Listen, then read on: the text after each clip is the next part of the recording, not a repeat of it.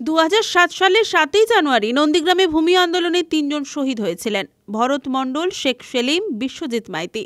তারপর থেকেই নন্দীগ্রামের ভাঙা বেড়াতে শহীদ স্মরণ অনুষ্ঠান হয়ে আসছে। শুভেন্দু অধিকারী বিজেপিতে যোগ দেওয়ার পর থেকেই তৃণমূল ও বিজেপি আলাদাভাবে এই অনুষ্ঠান করে। মঙ্গলবার সকালে ভাঙা বেড়াতে শহীদ স্মরণ অনুষ্ঠান করে তৃণমূল।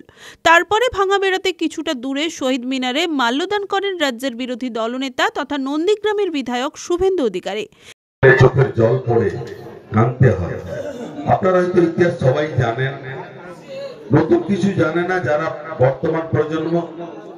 ভরত মণ্ডলকে গুলি করে হত্যা করে তার ভুঁড়িটাও বার করে দিয়েছিল এই জল্লাদরা।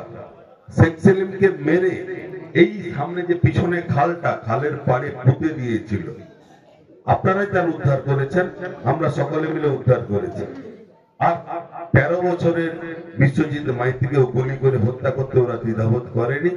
সেই দিনটি আজকে আমাদের কাছে খুব বেদনাদায়ক। তবে কষ্ট কি জানেন তো, বিজেপি নামক দলটা তৎকালীন কিন্তু ছিল না, কোথাও ছিল না।